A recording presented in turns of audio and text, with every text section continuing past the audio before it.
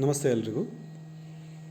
ಇವತ್ತು ಕುವೆಂಪು ವಿಶ್ವವಿದ್ಯಾಲಯದ 5ನೇ ಸೆಮಿಸ್ಟರ್ನ ಪತ್ರಿಕೆ ಆಗಿದ್ದಿರ್ತಕ್ಕಂಥ ಪ್ರಿನ್ಸಿಪಲ್ಸ್ ಆಫ್ ಪಬ್ಲಿಕ್ ಅಡ್ಮಿನಿಸ್ಟ್ರೇಷನ್ನ methods of recruitment and merits and demerits of indirect methods of recruitment ಬಗ್ಗೆ ಪಾಠವನ್ನು ಮಾಡ್ತೀನಿ. ಅಂದರೆ ಪರೋಕ್ಷ ನೇಮಕಾತಿ ಮತ್ತು ನೇಮಕಾತಿಯ ವಿಧಾನಗಳು, ಇದ್ರ ಬಗ್ಗೆ ನಾನು ಇವತ್ತು ಚರ್ಚೆಯನ್ನು ಮಾಡ್ತೀನಿ. ಈ ಚಾಪ್ಟರ್ನಲ್ಲಿ ಮುಖ್ಯವಾಗಿ ನಾನು ಫಸ್ಟ್ಗೆ ಪೀಠಿಗೆ ಹೇಳ್ತೀನಿ, ನೇಮಕಾತಿಯ ವಿಧಗಳ ಬಗ್ಗೆ ಹೇಳ್ತೀನಿ. ಮೂರನೇದಾಗಿ ಪರೋಕ್ಷ ನೇಮಕಾತಿಯ ಗುಣಗಳನ್ನು ಹೇಳ್ತೀನಿ. ನೆಕ್ಸ್ಟ್ ಪರೋಕ್ಷ ನೇಮಕಾತಿಯ ದೋಷಗಳು ಹೇಳ್ತೀನಿ. ನೇಮಕಾತಿಯಲ್ಲಿ ಅಗತ್ಯ ಇದ್ದಿರ್ತಕ್ಕಂಥ ಕ್ವಾಲಿಫಿಕೇಷನ್ಸ್ಗಳ ಬಗ್ಗೆ ಚರ್ಚೆ ಮಾಡ್ತೀನಿ. ಕೊನೆಯದಾಗಿ ಕನ್ಕ್ಲೂಷನ್ ಹೇಳ್ತೀನಿ. ಮೊದಲನಾಗಿ ಹೇಳಬೇಕು ಅಂತ ಹೇಳಿದರೆ, ನೇಮಕಾತಿ ವಿಧಾನಗಳು ಸಂಭಾವ್ಯ ಉದ್ಯೋಗಾಕಾಂಕ್ಷಿಗಳಿಗೆ ಸಂಸ್ಥೆಯನ್ನು ತಲುಪುವ ವಿಧಾನಗಳನ್ನು ತಿಳಿಸುತ್ತದೆ. ಬೇರೆ ರೀತಿಯಲ್ಲಿ ಹೇಳುವುದಾದರೆ, ಸಂಭಾವ್ಯ ಅಭ್ಯರ್ಥಿಗಳೊಂದಿಗೆ ಸಂಪರ್ಕಗಳನ್ನು ಸ್ಥಾಪಿಸುವ ವಿಧಾನಗಳು ಇವು. Recruitment method refers to the means by which an organization reaches to the potential job seekers. In other words, these are the ways of establishing contacts with the potential candidates. ನೇಮಕಾತಿಗೆ 2 ವಿಧಾನಗಳಿವೆ. ಅವುಗಳೆಂದರೆ ಡೈರೆಕ್ಟ್ ಮೆಥಡ್ ಅಥವಾ ನೇರ ವಿಧಾನ. ಇದನ್ನು ಹೊರಗಿನ ನೇಮಕಾತಿ ಅಥವಾ ರೆಕ್ರೂಟ್ಮೆಂಟ್ ವಿದೌಟ್ ಎಂದು ಕರೆಯಲಾಗುತ್ತದೆ. ನೇರ ನೇಮಕಾತಿ ಎಂದರೆ ಮುಕ್ತ ಮಾರುಕಟ್ಟೆಯಲ್ಲಿ ಲಭ್ಯವಿರುವ ಸೂಕ್ತ ಮತ್ತು ಅರ್ಹ ಅಭ್ಯರ್ಥಿಗಳಿಂದ ನಾಗರಿಕ ಸೇವೆಯಲ್ಲಿ ಖಾಲಿ ಇರುವ ಹುದ್ದೆಗಳನ್ನು ಭರ್ತಿ ಮಾಡುವುದು. ಉದಾಹರಣೆಗೆ ಭಾರತದಲ್ಲಿ UPSC ನೇಮಕಾತಿ. Direct method, it's called recruitment without. Direct recruitment means filling up vacant posts in the civil service by suitable and qualified candidates available in the open market. For example, UPSC recruitment in India. ಎರಡನೇದು ಪರೋಕ್ಷ ವಿಧಾನ. ಇದನ್ನು ಒಳಗಿನ ನೇಮಕಾತಿ, recruitment within ಎಂದು ಕರೆಯಲಾಗುತ್ತದೆ. ಪರೋಕ್ಷ ನೇಮಕಾತಿ ಎಂದರೆ ಈಗಾಗಲೇ ಸೇವೆಯಲ್ಲಿರುವ ಸೂಕ್ತ ಮತ್ತು ಅನುಭವಿ ಅಭ್ಯರ್ಥಿಗಳಿಂದ ಖಾಲಿ ಹುದ್ದೆಗಳನ್ನು ಭರ್ತಿ ಮಾಡುವುದು. ಉದಾಹರಣೆಗೆ ಬಡ್ತಿ ಮೂಲಕ ನೇಮಕಾತಿ. It's called recruitment within. Indirect recruitment means filling up vacant post by suitable and experience candidates who are already in service of government. For example, recruitment by promotions. ಈಗ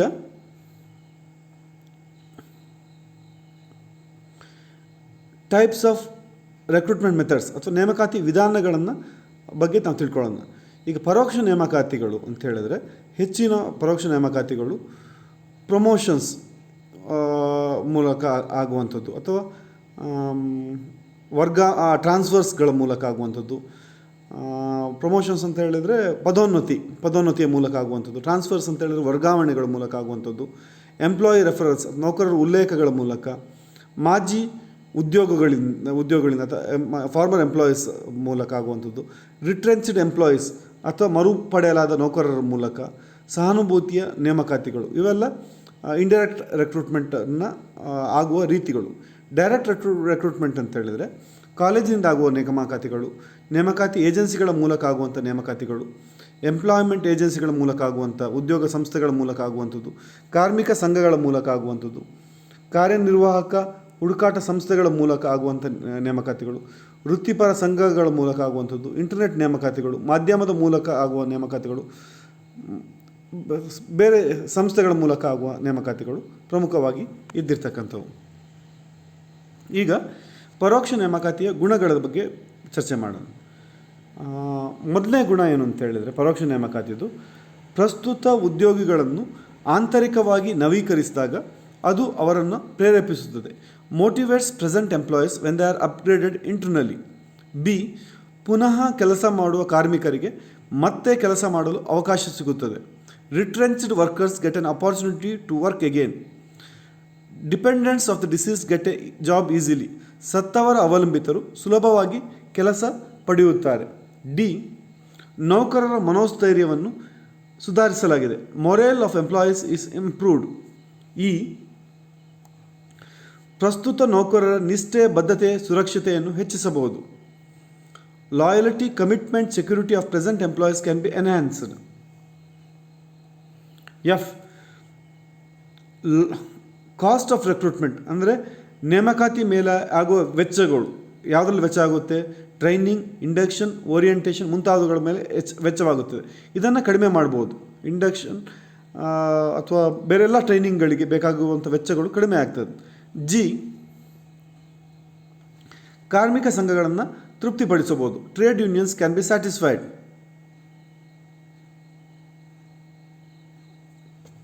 ಹೆಚ್, ಆಡಳಿತಾತ್ಮಕ ಅನುಭವವನ್ನು ಮುಂದುವರಿಸಲು ಇದು ಸಹಾಯ ಮಾಡುತ್ತದೆ. It helps in continuation of administrative experience. I, ಇದು ಲಕ್ಷಾಂತರ ಅರ್ಜಿಗಳನ್ನು ನಿರ್ವಹಿಸಬೇಕಾದ ನೇಮಕಾತಿ ಏಜೆನ್ಸಿಗಳ ಮೇಲಿನ ಹೊರೆ ಕಡಿಮೆ ಮಾಡುತ್ತದೆ. It decreases the burden on recruiting agencies which have to handle lakhs of applications. J, ಇದು ಹಳೆಯ ಮತ್ತು ಅನುಭವಿ ಸಿಬ್ಬಂದಿಯನ್ನು ಮುನ್ನಡೆಸಲು ಯುವ ಮತ್ತು ಅನನುಭವಿ ನಾಯಕನಿಗೆ ಅವಕಾಶವನ್ನು ನೀಡುವುದಿಲ್ಲ. It decreases the chance of Young and inexperience leader leading the old and experience staff. ಈಗ ಪರೋಕ್ಷ ನೇಮಕಾತಿಯ ದೋಷಗಳ ಬಗ್ಗೆ ಚರ್ಚೆ ಮಾಡೋಣ. ಮೊದಲನೇದಾಗಿ, ಟ್ರೇಡ್ ಯೂನಿಯನ್ ಒತ್ತಡ ಯಾವಾಗಲೂ ಕೆಲಸಕ್ಕೆ ಸರಿಯಾದ ಅಭ್ಯರ್ಥಿಯನ್ನು ನೀಡುವುದಿಲ್ಲ.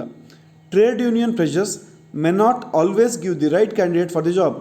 ಬಿ, ಪರಸ್ಪರ ಸಂಘರ್ಷಗಳಿಂದಾಗಿ ಬಡ್ತಿಯನ್ನು ಮುಂದೂಡಲು ಮ್ಯಾನೇಜ್ಮೆಂಟಿಗೆ ಅವಕಾಶ ಸಿಗುತ್ತದೆ. Management gets a chance to postpone promotion due to interpersonal conflicts. C, ಈ ಮೂಲದ ಮೇಲೆ ಅತಿಯಾದ ಅವಲಂಬನೆಯು ಸಂಸ್ಥೆಯಲ್ಲಿ ಹೊಸ ರಕ್ತದ ಹರಿವನ್ನು ಕಡಿಮೆಗೊಳಿಸುತ್ತದೆ. Excessive dependence on this source results in inbreeding, discourages flow of new blood into organization. D, ಆವಿಷ್ಕಾರಗಳು, ಹೊಸ ಆಲೋಚನೆಗಳು, ಉತ್ಕೃಷ್ಟತೆ ಮತ್ತು ಪರಿಣತಿ ಇಲ್ಲದೆ ಸಂಸ್ಥೆ ಮಂದವಾಗುತ್ತದೆ. The organizations becomes dull without innovations, new ideas, excellence and expertise.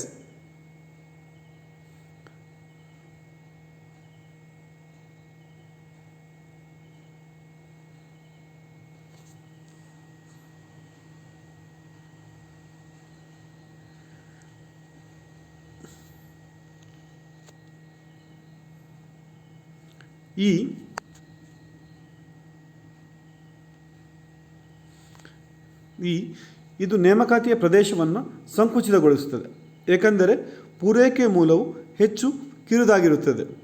It narrows the area of recruitment has the source of supply is much narrower. F, ಇದು ಅಸಮಾನ ಅವಕಾಶಗಳನ್ನು ಒದಗಿಸುತ್ತದೆ, ಏಕೆಂದರೆ ಇದು ನೇಮಕಾತಿಯನ್ನು ಸೇವೆಯಲ್ಲಿರುವ ಅಭ್ಯರ್ಥಿ ಮತ್ತು ಸಾಮಾನ್ಯ ಅಭ್ಯರ್ಥಿ ಎಂದು ನೇಮಕಾತಿಗಳನ್ನು ಪ್ರತ್ಯೇಕಿಸುತ್ತದೆ. ಈ ವಿಧಾನವು ಸೇವೆಯಲ್ಲಿರುವ ಅಭ್ಯರ್ಥಿಗೆ ಆದ್ಯತೆಯನ್ನು ನೀಡುತ್ತದೆ. It provides unequal opportunities as it separates recruitment into in service and general recruitees. This methods prefers in service recruitees. G,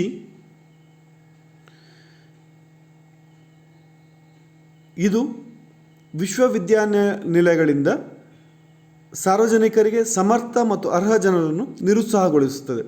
it discourages capable and qualified people from universities to the public service. ಹೆಚ್, ಇದು ಸಾರ್ವಜನಿಕ ಸೇವೆಗಳಲ್ಲಿ ನಿಶ್ಚಲತೆಯನ್ನು ಉಂಟುಮಾಡುತ್ತದೆ. It breeds stagnation in public services. I, ತಾಂತ್ರಿಕ ಮತ್ತು ವೃತ್ತಿಪರ ಕ್ಷೇತ್ರಗಳಿಗೆ ಇದು ಸೂಕ್ತವಲ್ಲ, ಏಕೆಂದರೆ ಅವರಿಗೆ ಇತ್ತೀಚಿನ ಜ್ಞಾನದ ಅಗತ್ಯವಿರುತ್ತದೆ. It is unsuitable for technical and professional fields as they require latest knowledge. J, ಇದು ಈಗಾಗಲೇ ಇರುವ ಉದ್ಯೋಗಿಗಳಿಗೆ ತಮ್ಮ ಜ್ಞಾನವನ್ನು ನವೀಕರಿಸುವುದನ್ನು ಪ್ರೋತ್ಸಾಹಿಸುವುದಿಲ್ಲ, ಏಕೆಂದರೆ ಅವರು ತಮ್ಮ ವೃತ್ತಿಜೀವನದ ಪ್ರಗತಿಗೆ ಸಾಮಾನ್ಯ ಜನರಿಂದ ಸ್ಪರ್ಧೆಯನ್ನು ಎದುರಿಸುವುದಿಲ್ಲ. It discourages already employed people from updating their knowledge as they do not face competition from general public for their career enhancement.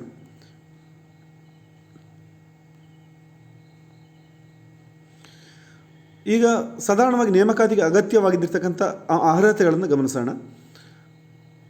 Marketing ಕೌಶಲ್ಯಗಳು ಅಗತ್ಯ ಇರ್ತದೆ, ಸಂವಹನ ಕೌಶಲ್ಯಗಳು ಅಗತ್ಯ ಉಂಟು, ಸಂಬಂಧ ಕಟ್ಟುವ ಕೌಶಲ್ಯಗಳು ಅಗತ್ಯ ಉಂಟು, ಬಹುಕಾರ್ಯ ಮಾಡುವ ಕೌಶಲ್ಯಗಳು, ಸಮಯ ನಿರ್ವಹಣಾ ಕೌಶಲ್ಯಗಳು, ತಾಳ್ಮೆ, ಆಲಿಸುವ ಕೌಶಲ್ಯಗಳು, ವಿಶ್ವಾಸ, ದೇಹ ಭಾಷಾ ಕೌಶಲ್ಯಗಳು,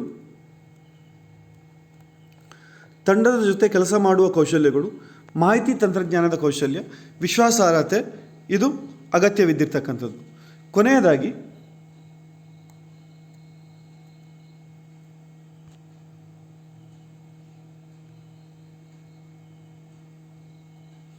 ಈಗ ಒಂದು ಪ್ರಶ್ನೆ ಉದ್ಭವಿಸುತ್ತದೆ. ಅದೇನೆಂದರೆ, ಸಂಸ್ಥೆಯಲ್ಲಿ ಉದ್ಯೋಗಿಗಳನ್ನು ನೇಮಿಸಿಕೊಳ್ಳಲು ಯಾವ ನಿರ್ದಿಷ್ಟ ವಿಧಾನವನ್ನು ಬಳಸಬೇಕು?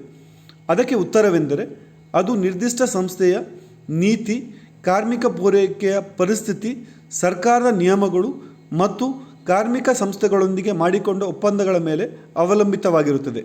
ಅದೇನೇ ಇದ್ದರೂ ಉತ್ತಮ ನೇಮಕಾತಿ ವಿಧಾನವೆಂದರೆ ಅದು ಪಾರದರ್ಶಕವಾಗಿರಬೇಕು ಮತ್ತು ಸಂಸ್ಥೆಯನ್ನು ನಿರ್ಮಿಸಲು ಸಹಾಯ ಮಾಡಬೇಕು. ಇಷ್ಟು ಹೊತ್ತು ವಿಡಿಯೋವನ್ನು ವೀಕ್ಷಿಸಿದ ಎಲ್ಲರಿಗೂ ಕೂಡ ಧನ್ಯವಾದಗಳು.